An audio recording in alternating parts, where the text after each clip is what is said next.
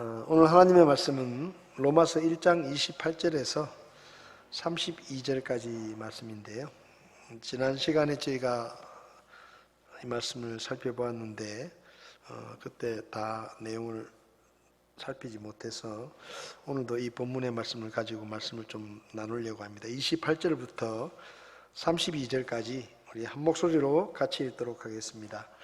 또한 그들이 자기 자신 속에 있는 하나님 두기를 싫어하며 하나님께서도 그들을 버림받은 생각에 내주사 합당하지 못한 그 일들을 행하게 하셨으니 그들은 곧 모든 불의와 음행과 사악함과 탐욕과 악의로 가득하며 시기와 살인과 논쟁과 속임수와 적개심으로 가득하고 수군수군하는 자요 뒤에서 헐뜯는 자요 하나님을 미워하는 자요 업신여기는 자요 교만한 자요 자랑하는 자요 악한 일을 꾸미는 자요 부모에게 불순종하는 자요 지각이 없는 자요 언약을 어기는 자요 본성의 애정이 없는 자요 화해하기 어려운 자요 긍휼이 없는 자라.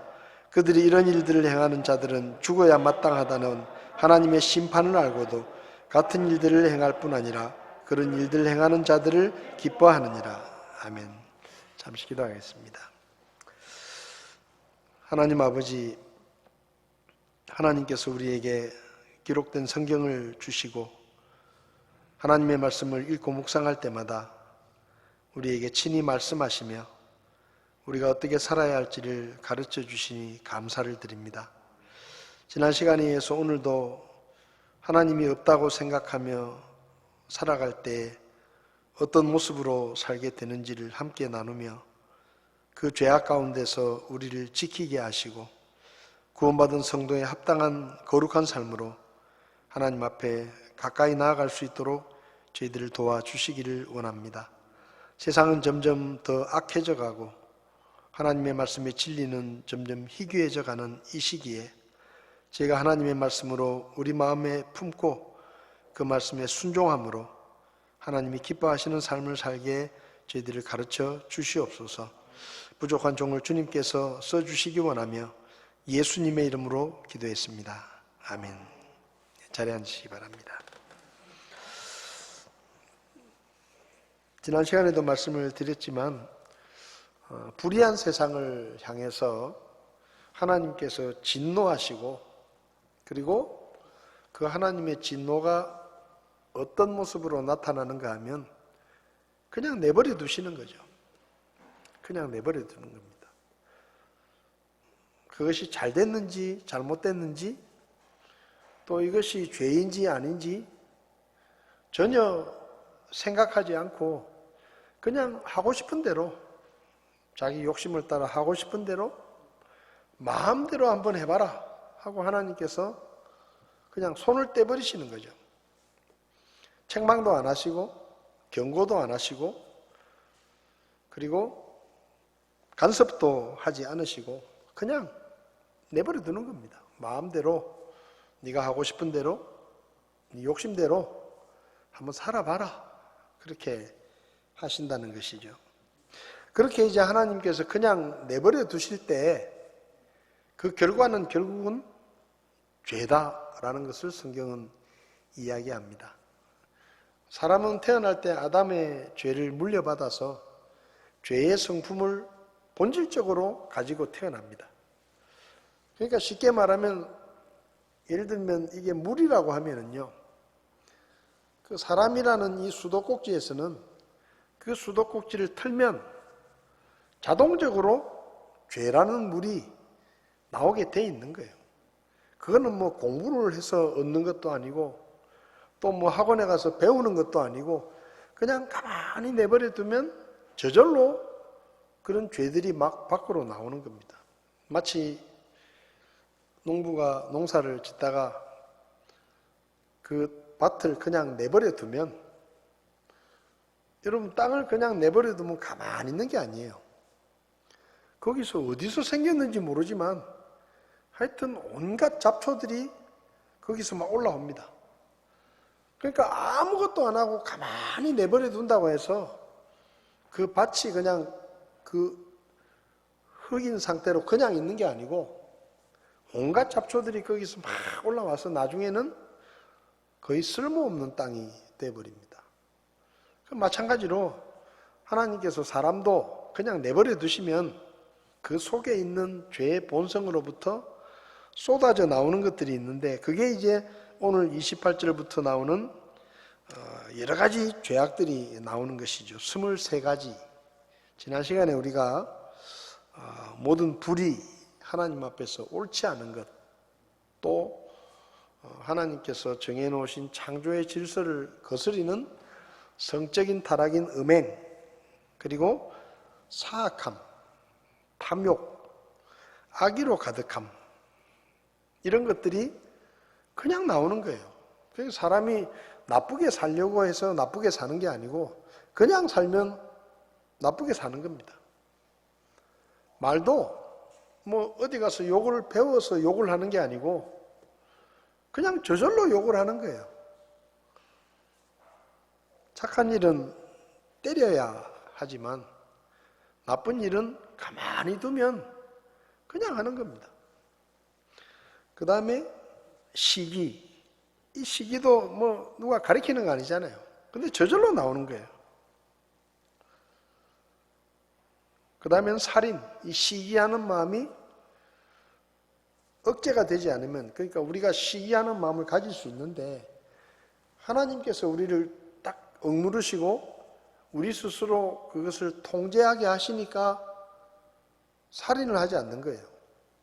그런데 아무도 통제하지 않고 시기하는 마음이 점점 커지다 보면 그게 살인으로 이어지는 겁니다. 여러분, 법이 없다고 생각해 보십시오. 이 세상에 법이 없고 벌이 없다, 그렇게 생각해 보십시오. 얼마나 많은 사람들이 살인을 하겠습니까? 마음에 안 들면 가서 죽이는 거예요. 우리 식구 중에 또 한 사람이 그렇게 죽으면 또 복수를 하겠다고 또 가서 죽이고. 그러니까 이게 법이 없고 벌이 없으면, 지금 세상은 법으로 정부는 통제를 하잖아요. 근데 하나님께서 우리를 통제하지 않으시면, 간섭하지 않으시면 이런 일들이 일어나는 겁니다. 여러분, 에덴 동산에서 나오자마자 일어났던 죄가 바로 시기고, 그 시기심이 자기 동생을 형이 돌로 쳐 죽이는 살인으로 이어진 겁니다. 그러니까 하나님께서 통제하시는 에덴 동산에서 딱 나오자마자 사람의 죄성이 시기심과 살인으로 발전한 것이죠. 그때 하나님께서 가인에게 뭐라고 하셨습니까? 죄의 성품은 네 속에 있는데 그걸 네가 좀 다스려야 된다. 그게 됩니까? 그게 사람의 힘으로는 할 수 없는 거예요. 하나님께서 간섭하시고 하나님께서 책망하시고, 그래서 우리가 하나님을 두려워하게 되면 그런 것들을 하지 않지만, 하나님이 없다고 생각하는 사람들은 무서운 게 없는 겁니다. 그 다음에는 다툼 혹은 논쟁, 분쟁이죠, 분쟁. 여러분, 사람이 3명만 모여도요, 편이 생깁니다, 편. 그 3명이, 아주 3명이 다정하게 노는 경우는 별로 없어요. 3명만 돼도 꼭 둘이 한 편이 되고, 하나는 소외가 됩니다. 3명만 모이면 그래요. 3명만 모여도 내 편, 네 편 나뉘어지고 분쟁을 하게 되는 것이 사람의 본성입니다.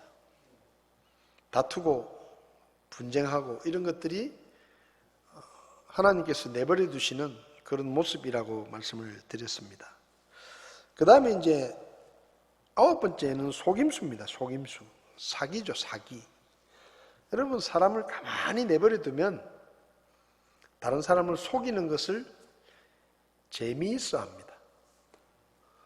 여러분, 다른 사람을 속이는 건 나쁜 건데, 다른 사람을 속이는 게 즐겁고 재밌고, 누군가 속아 넘어가는 걸 보면 마음이 기쁘고 이런 마음이 생겨요. 그러다 보면 자꾸 속이게 되는 겁니다. 처음에는 의도하지 않게 속이다가 시간이 좀 지나면 의도성을 가지고 속이기 시작합니다. 처음에는 그냥 별 생각 없이 속였는데 잘 넘어오거든요. 그러면 그 다음부터는 의도적으로 그 사람에게 해를 끼치기 위해서 사기를 계획하고 그리고 거짓을 계획하고 그 사람을 함정에 빠뜨리고 미끼를 써서 속이는 것이죠. 이런 것들이 하나님이 그냥 내버려 두시면 하나님이 없다고 생각하는 사람들은 이런 일을 해도 이게 잘못이라는 걸 모릅니다. 뭐 사람이 살다 보면 그럴 수도 있지. 다 그렇게 하는데 뭐 예를 들면 세금을 제대로 내지 않는 것도 사실은 속이는 것입니다. 그런데 세상 사람들은 그렇게 말해요. 아, 목사님 요즘요 세금 다 나라에서 내라는 세금 다 내면요 아무것도 못합니다. 거지 됩니다. 못 먹고 삽니다. 다 그렇게 합니다. 다 그렇게 이중장부 쓰고 다 그렇게 합니다. 이렇게 말을 해요. 그 잘못했다는 얘기 별로 안 해요. 다 그렇게 하는데 뭐 그게 잘못이냐. 그 다음에 10번째는 적개심입니다. 적개심. 여기 29절을 보면 속임수와 적개심으로 가득하다. 적개심인데 적개심으로 가득하다. 적개심으로 가득하다라는 말은 악의를 가지고 어떤 일을 한다 이런 뜻입니다. 그러니까 그냥 실수로 어떤 잘못을 하는 게 아니라 악한 마음을 가지고 고의적으로 그렇게 한다는 것이죠. 그리고 이 적개심을 품은 사람들의 특징은 뭔가 하면 다른 사람들이 뭔가 선을 베풀면 의심을 합니다. 그 다른 사람이 베푸는 선을 순수하게 받아들이지 못하고 뭔가 의도를 가지고 있다고 생각하고 의심을 해요. 그리고 다른 사람의 행동에 대해서 불만이 많습니다. 자기하고 관계가 없는 일인데도 다른 사람들이 뭘 하면 불만을 가지고 화를 내고, 사실은요 우리가 뉴스를 이렇게 가만히 보고 있으면 나한테 피해를 준 것도 아니에요. 그 사람이 우리 집에 와서 뭐 물건 훔쳐간 것도 아니고 나를 때린 것도 아니고 내 식구들에게 피해를 입힌 것도 아닌데 어떤 사람이 좀 나쁜 짓을 했다 그러면 우리는 막 욕을 하고 흥분을 하고 저런 나쁜 놈이 있나 그러면서 막 그냥 막 입에 거품을 물고 막 이렇게 화를 냅니다. 근데 따지고 보면은 내가 그 사람한테 화를 낼 이유가 하나도 없어요. 그 사람이 우리 집에 와서 뭐 돈을 뺏어간 것도 아니고 나를 때린 것도 아니고 나한테 사기를 친 것도 아니고 내 돈을 피해를 보게 한 것도 아니고 근데 뉴스에 나오면 막 혈압이 올라가지고 혈압이 올라가지고 막 흥분을 하고 막 어떤 사람은 막 TV를 향해서 뭘 집어 던져요. 막 화가 나가지고 못 참아가지고 막. 이런 마음들이 그냥 내버려 두면 그런 마음들이 막 생기고 그런 행동을 하는 것이죠. 늘 불만이 있어요. 그 다음에는 수군수군하는 자다라고 말했습니다. 수군수군하는 자. 프시트리테스라는 말을 썼는데 이 말도 마음속에 악의를 가지고 다른 사람에 대해서 다른 사람의 비밀스러운 부분이나 덮어줘야 될 부분들을 의도적으로 떠벌리는 거예요. 그래서 이런 사람들은 소문을 잘 냅니다. 소위 말하면 카드라. 자기가 본 것도 아니에요. 자기가 경험한 것도 아니에요. 근데 상대방에 대해서 악한 말을 하고 그 사람에 대해서 안 좋은 소문을 퍼뜨리는 거죠. 근데 이 수군수군한다는 말은 은밀하게 이런 행동을 하는 겁니다. 은밀하게. 그러니까 남이 모르게 다른 사람의 은밀한 비밀을 다른 사람에게 퍼뜨리는 것이죠. 안 한 척하면서. 그러니까 뭔가 소문을 내놓고 그 소문이 삥 돌아가지고 자기한테 그 소문이 돌아오면 그 사람이 네가 그랬지? 그렇게 물으면 안 그런 척하는 거예요. 나는 그런 적 없다. 나는 그런 말 한 적 없다. 하고 발뺌을 합니다. 근거 없는 이야기들. 또 뭐뭐 했다 하더라.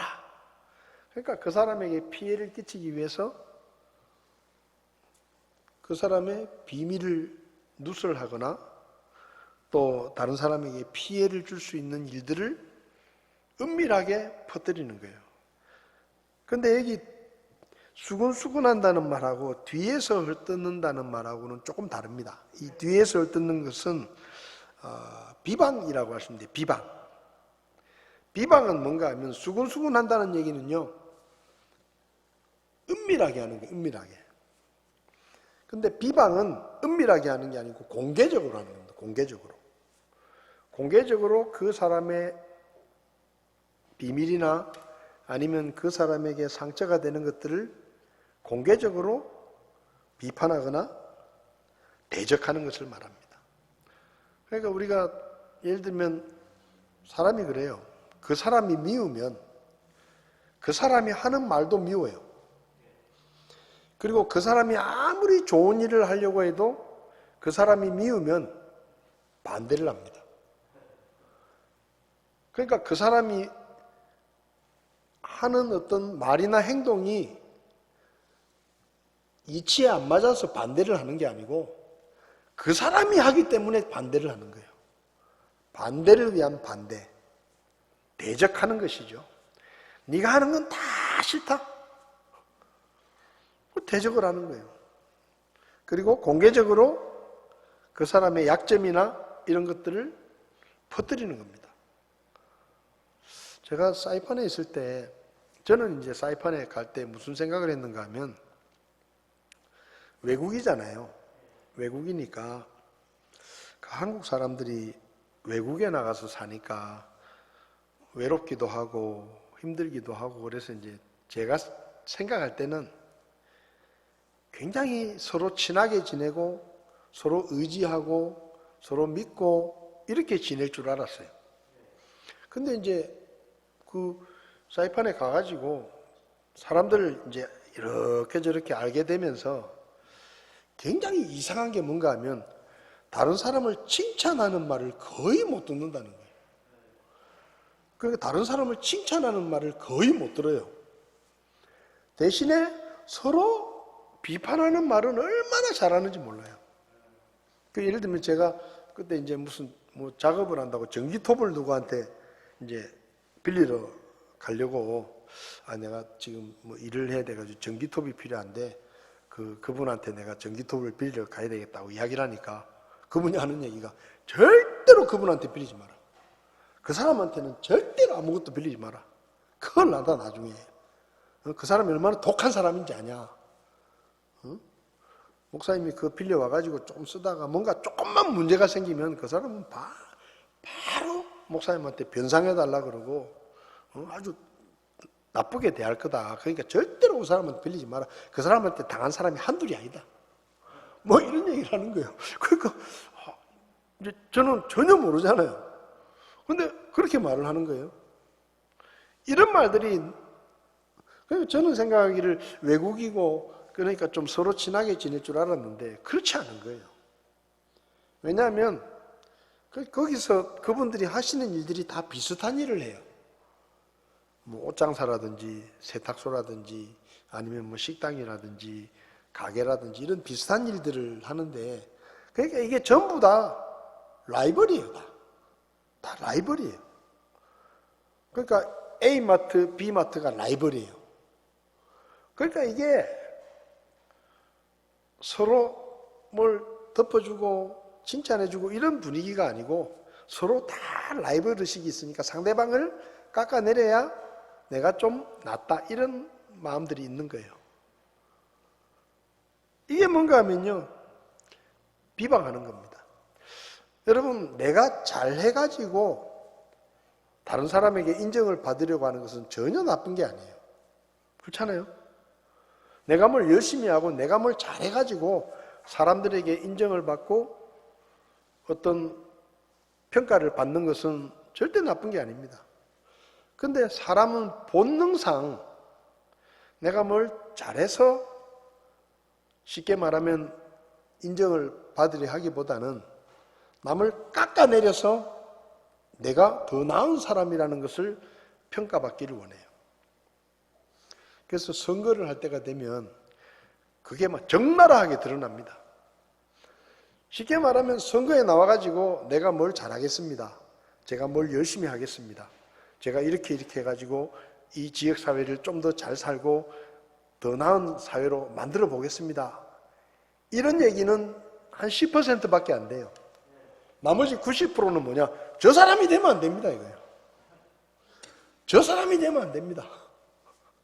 저 사람은 나쁜 사람입니다. 저 사람은 뭐도 잘못하고 그래도 저 사람보다는 제가 좀 낫습니다. 90%가 그런 얘기예요.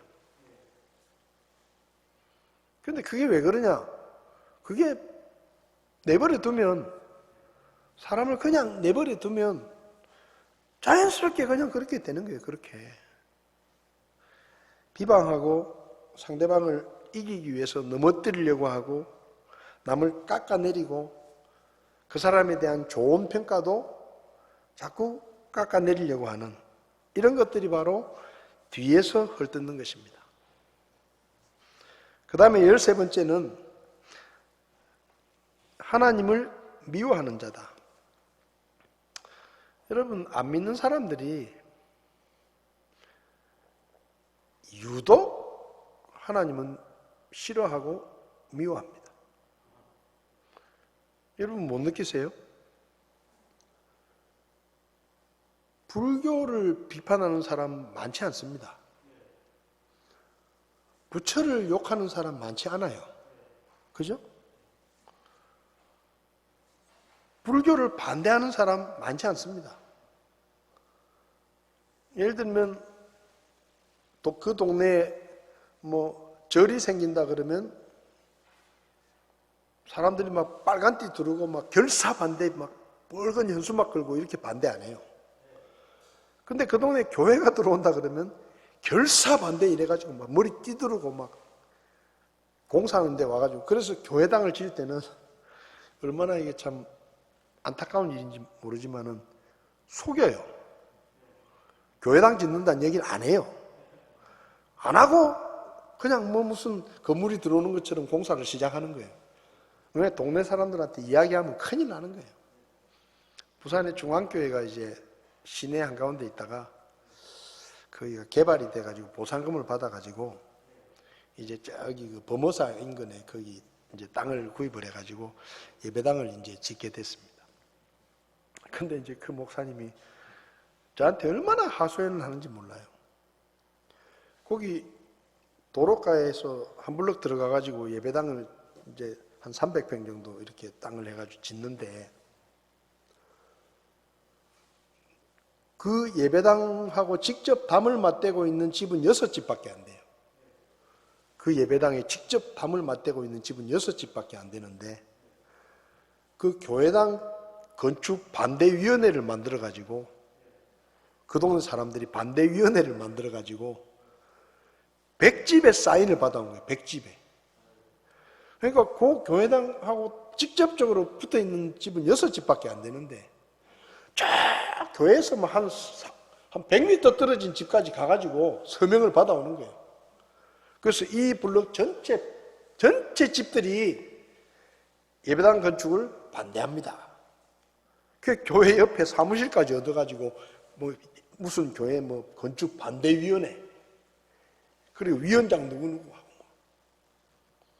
거기 또 그런 일을 하면은 보통 또 이 노동운동하는 사람들이 또 거기 끼거든요. 그래서 같이 끼어가지고 그래가지고 그 예배당을 지을 때 100집이나 그냥 사인을 받아와가지고 반대를 한다고. 결국 어떻게 해결했는지 아세요? 그 직접적으로 관계 있는 6집은 돈을 좀 많이 주고 나머지 사인한 백집들한테 전부 뭘 하나씩 사주고, 가전제품 같은 걸 적은 걸 하나씩 사주고, 그 합의를 한 거예요. 이야, 참 기가 막히잖아요. 교회가 들어오는데, 여러분, 교회가 들어오면 그 동네가 얼마나 건전해지겠습니까? 그죠? 그죠? 그 동네가 건전해지는 거예요. 그래도 교회가 하나 들어오면 그 교회가 또 그 동네를 위해서 기도할 거 아니에요? 근데 교회가 들어오면 환영을 해야 되는데, 이게 무슨 교회당 들어오는 게 무슨 장례식장 들어오는 것처럼 막 혐오시설라고 이렇게 생각을 해가지고 막 주민들이 반대를 하고, 얼마나 가슴 아픈 일입니까? 이런 일이 왜 생기느냐? 기본적으로 사람들의 마음속에 하나님을 미워하는 마음이 있는 거예요. 싫어하는 마음이 있는 겁니다. 그래서 뭐 교회가 뭐 한다 그러면 얼마나 방송에서 이야기하고 막 떠들고 뉴스에 나오고, 뭐 교회가 뭐 조금만 잘못하면 막 그냥 그 교회를 막 물고 늘어지는 거예요. 이게 뭔가 하면 본성적으로 하나님을 싫어하고 하나님을 미워하는 그런 마음들이 있는 겁니다. 의도적으로 하나님을 미워합니다. 하나님의 사랑과 은혜를 의도적으로 거절합니다. 요한복음 3장 20절을 보면, 이는 악을 행하는 자마다 자기 행위를 책망받을까 염려하여 빛을 미워하고 빛으로 나오지 않는다. 그러니까 기본적으로 사람들은 하나님은 내 잘못을 지적하고 내 잘못을 책망하고 나를 심판하시는 그런 분이라고 생각하는 거예요. 제가 강릉에서 목회를 할 때 굉장히 그 사업을 크게 하시는 분을 제가 이제 알게 됐어요. 근데 그분은 교회 다니는 분도 아니에요. 저보다 나이가 또 더 많은 분입니다. 근데 이제 이렇게 개인적으로 이제 상당히 친해졌는데, 그분이 이제 요즘은 좀 대부분의 시설들이 금연구역이지만 옛날엔 그렇지 않았거든요. 그 이제 커피숍에 커피를 마시러 가면 자기가 먼저 와서 이제 저를 기다립니다. 그러면 담배를 이렇게 피우고 있어요. 근데 제가 문을 열고 들어가면 이분이 담배를 급하게 꺼요.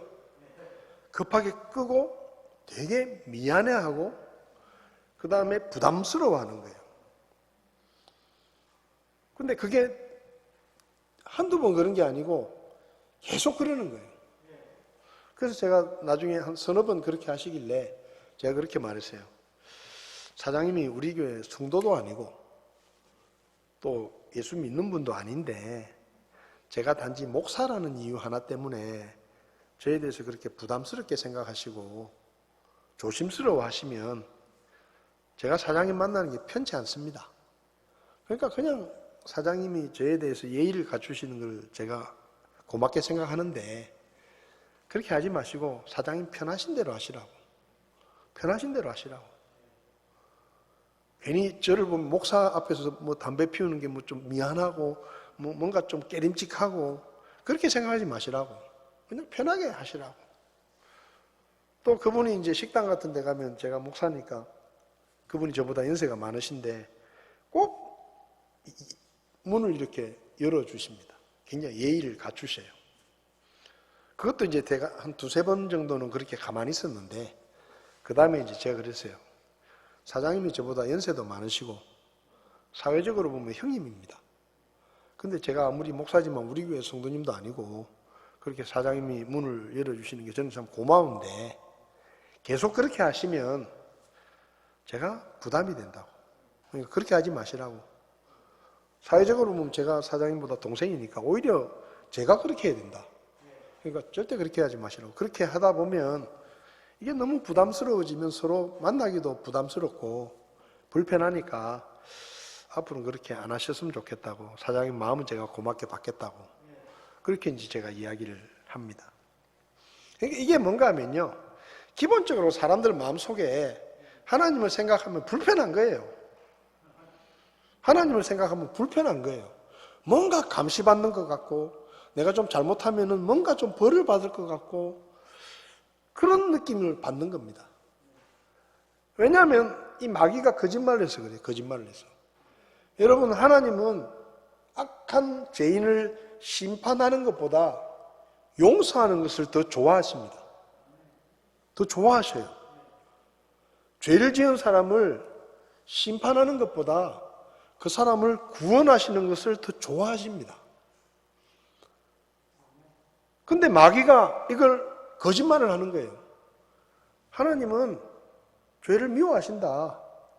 죄인들은 심판하신다. 그러니까 하나님 눈에 띄지 마라. 하나님 눈에 띄었다가는 너 죽는다. 그러니까요, 사람들이 하나님을 두려움의 대상으로 생각하고 그냥 그분을 싫어하는 거예요. 피하고 싶어 하고. 여러분, 성경을 보십시오. 하나님이 얼마나 사랑이 많으시고, 얼마나 자비로우시고, 오래 참아주시고, 기다려주시고, 사람들이 용서받기 원하시고, 구원받기 원하시고, 이게 하나님의 본래 모습인데, 마귀가 이 하나님의 모습을 사람들에게 거짓말을 해가지고, 하나님은 무서운 분, 심판하시는 분, 죄를 보면 무조건 야단치고 책망하고 벌 주고 이런 하나님의 모습으로 만들어버린 거예요. 그렇게 왜곡시켜버린 겁니다. 그러니까 사람들이 싫어하는 거예요. 요즘은 좀 덜하지만요. 옛날에는 교회 오는 것도 굉장히 무서워했습니다. 그래서 교회당 문 앞에까지 와가지고 교회당을 들어갈까 말까를 망설이는 거예요, 밖에서. 야, 이거 교회당을 들어갈까 말까. 왜냐하면 겁나거든요. 왠지 모르게 마음에 부담이 되고, 교회 앞에 서면은 내가 지은 죄들이 막 생각나고, 하나님이 왠지 무섭고, 이런 마음이 드는 거예요. 근데 성경을 보면 하나님은 절대 그런 분이 아닙니다. 그러니까 사람들이 하나님을 미워하는 거예요. 이런 마음들이 그냥 내버려두면 그런 마음이 계속 가지고 하나님께 가까이 오질 않는 겁니다. 그 다음에 성경을 보면 업신여기는 자다. 업신여기는 자는 히브리스타스라는 그리스어가 쓰였는데, 이 말은 업신여긴다는 말은요, 약한 자들에게 주로 쓰는 말입니다. 약한 자들. 자기보다 좀 약하다 싶으면 무시하고 함부로 말하고 무례하게 행하는 거예요. 참 사람이 간사해요. 사람이 간사합니다. 내가 가난하고 힘이 없고 약할 때는 늘 다른 사람들이 나를 좀 불쌍히 여겨주고 내 말을 좀 들어주고 나를 배려해주고 참아주고 그렇게 하기를 바라면서 내가 막상 조금 강한 사람이 되고 돈을 갖게 되고 힘을 갖게 되면요, 나보다 못한 사람을 우습게 여깁니다. 그래서 갑자기 졸부가 된 사람들 있잖아요. 무슨 뭐 개발을 해가지고 막 갑자기 부자가 된 사람이 완전히 딴 사람이 되는 거예요. 저 사람이 옛날에 안 그랬는데 뭐 돈 좀 갖고 나더니 뭐 사람들 우습게 여기고 깔보고 아주 무시하고 예의도 없고 돈 좀 가졌다고 그렇게 변하는 거예요. 왜 그러냐? 그게 본성적으로 그런 거예요. 본성적으로. 약한 사람을 우습게 여기고. 그래서 우리는 그런 것들을 뭐라고 말합니까? 갑질이라고 그러죠. 갑질. 참.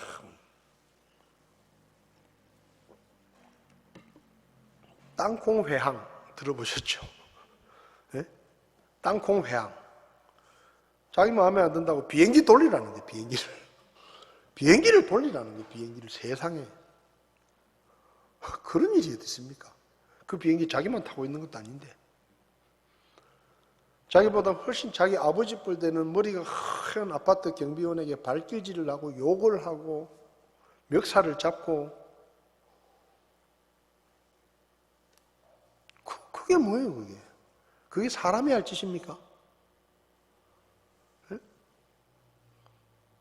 재벌 그룹에 전에 제가 재벌 그룹의 회장 운전사의 근무 수칙, 매뉴얼 그런 게 있습니다. 그 매뉴얼이요 A4로 한 60장 정도 돼요. 60장.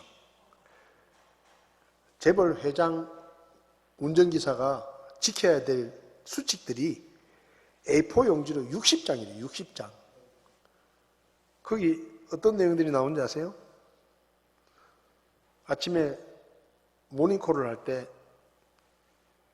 그 회장님이 알았다 그러면 절대 전화하면 안 된다.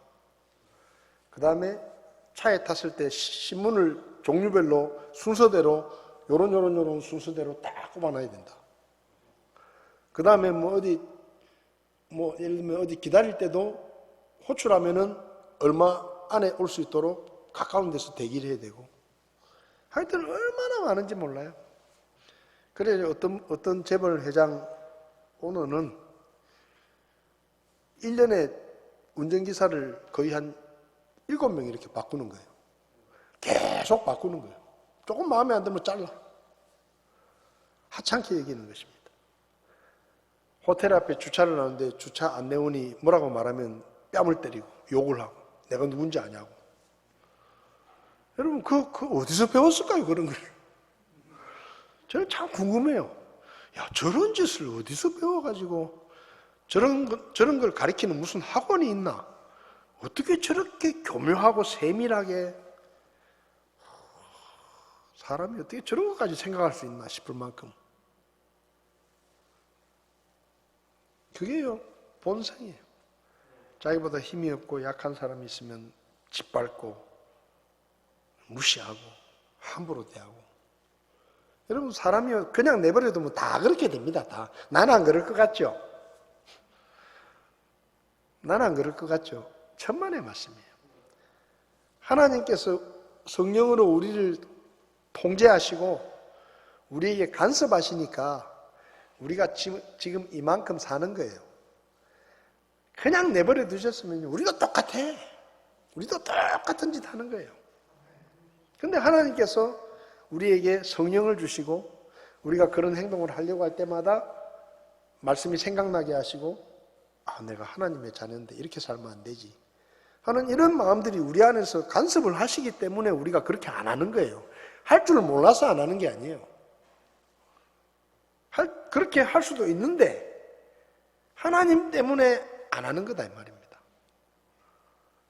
그 내버려두면 어떻게 되겠어요? 저절로 하는 거예요. 그 다음에 교만하다. 헤페레파누스라는 그리스어가 쓰였는데요. 이 사람의 교만은 뿌리가 뭐냐? 하나님처럼 되는 겁니다. 내가 하나님처럼 되는 게 교만이에요. 내 마음속에서 하나님을 밀어내고 그 하나님의 자리에 내가 앉으려고 하는 게 성경이 말하는 교만입니다. 그래서 교만한 사람은요 항상 자기를 과장합니다. 과장. 내가 말이야 옛날에 깡패 16명하고 16대 1로 싸웠거든. 그런 얘기를 아무렇지도 않게 해요. 남자들은 또 군대 생활할 때 얘기하는 얼마나 뻥을 많이 치는지 몰라. 뻥을 얼마나 치는지 몰라요. 막 수류탄이 터졌는데 막 내가 그 수류탄을 막아가지고 막 그러니까 막 자기를 과장하는 거예요. 대단한 사람인 것처럼 다른 사람들에게 와, 너 대단하다 이런 얘기 듣고 싶어가지고 너는 역시 보통 사람이 아니구나. 보통 사람이 아니라는 말은 무슨 말이에요? 신 같은 사람이다 이 말이에요. 그런 소리 듣고 싶은 거예요. 그래서 결국은 하나님처럼 되는 게 교만의 끝이에요. 왜 사람들이 자기를 자꾸 높이려고 하느냐? 최종적인 목표는 하나님이에요. 다른 사람들에게 신처럼 대우를 받고 싶은 겁니다. 피조물입니다. 사람은 하나님의 창조물일 뿐이에요. 신이 아니에요. 사람은 창조주 하나님이 흙으로 만드신 별거 아니에요. 별거 아닙니다. 하나님이 마음만 먹으면 지금 이 시간에 코를 딱 막아가지고 바로 그 영혼을 데려가실 수도 있는 분이 하나님이십니다. 사람은 그런 존재예요. 아침에 여보 회사 갔다 올게. 그렇게 나갔다가 돌아오지 못할 수 있는 게 사람이에요. 뭐 사고가 나거나. 그런 경우 많잖아요. 대구도 도시가스 폭발해가지고 얼마나 많이 희생이 됐습니까? 중앙로역에서 지하철에 불이 붙어가지고 얼마나 많은 분들이 희생이 됐어요. 그런데 그게요, 그분들이 약하기 때문이 아닙니다. 그분들이 뭘 몰라서 그런 게 아니에요. 사람은 그런 존재예요. 자기 힘으로 감당할 수 없는 일이 생기면 아무 힘도 못 쓰고 그냥 그렇게 되는 게 사람입니다. 여러분, 사람이 대단한 것 같죠? 천만의 말씀이에요. 사람은 자기 인생에 1초도 더 살지 못한 그런 존재입니다. 내가 더 살고 싶다고 해서 1초도 더 살 수 없어요. 하찮은 존재입니다. 하나님 앞에 사람은. 근데 그 사람이 하나님처럼 되겠다고 나서니까 성경에 뭐라 그랬느냐, 하나님이 제일 싫어하시는 게 뭐예요? 교만이에요. 근데 그냥 내버려두면 저절로 교만해지는 겁니다. 여러분, 사람이 잘난 체 일부러 어떤 뭐 나쁜 마음을 가지고 잘난 체 하는 게 아니고 다 잘난 체예요. 자기가 잘난 맛에 살아요. 왜? 그게 본성이에요. 베드로전서 5장 5절에 하나님께서 교만한 자는 물리치신다 그랬습니다. 하나님은 교만한 사람 상대하지 않습니다. 그냥 내버려 두십니다. 그냥 마음대로 해봐라 돼요. 끝은 죽음이고 하나님의 심판이에요. 여러분, 지금 여기 로마서에 기록된 이 말씀들이 나하고 상관없다, 그렇게 생각하면 그게 교만입니다. 여기 나오는 모든 말씀이 내 얘기예요. 내 얘기. 내가 하나님의 말씀을 조금만 멀리하고 내가 조금만 기도를 하지 않고 내가 하나님의 말씀에 불순종하고 그렇게 살면 나도 이렇게 사는 거예요. 우리가 하나님을 알기 전에 이렇게 살았습니다. 그 로마서를 통해서 우리가 이런 것들을 배우면서 하나님이 없으면 난 정말로 구제불능이구나. 하나님의 말씀을 읽지 않으면 나는 정말로 구제불능이구나. 이걸 우리가 깨달아야 돼요. 그런 우리를 구원하셔서 그나마 이만큼 살 수 있도록 하나님께서 간섭하시고 책망하시고 바로잡아 주시고 그렇게 해주시는 것이 얼마나 큰 은혜인가. 그걸 우리가 알아야 됩니다. 그래서 이 로마서를 통해서 우리가 죄에 대해서 배우지만 그 죄라는 것이 결코 우리와 멀리 있는 것이 아니라 언제든지 우리도 그렇게 될 수 있다는 것을 기억하고 항상 겸손한 마음으로 하나님을 의지하고 그분께서 책망하실 때 고치고 그분이 바로잡으실 때 나를 맡기고 말씀에 순종하고 그런 삶을 우리가 살아야 할 것입니다. 다음 시간에 또 뒤에 있는 부분을 함께 살펴보도록 하겠습니다. 기도하고 예배를 마치겠습니다. 하나님 아버지, 우리는 정말로 용서받을 수 없는 죄인이었고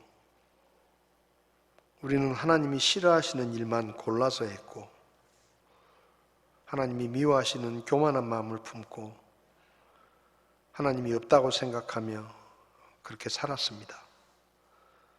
근데 하나님께서 우리에게 은혜를 베풀어 주셔서 그런 것들이 하나님 앞에서 죄악이라는 것을 깨닫게 하시고 예수 그리스도를 믿고 구원받아 하나님의 성령이 우리 안에 오셔서 우리를 책망하시고 바로잡아 주시고 간섭해 주셔서 지금 이나마 이런 모습으로 주님을 섬기며 살 수 있는 것을 하나님 앞에 감사를 드립니다.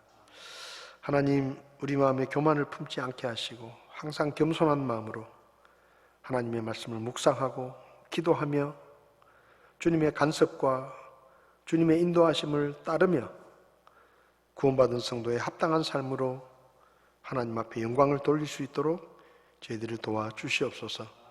오늘도 저희에게 잘못된 것들을 가르쳐 주셨습니다.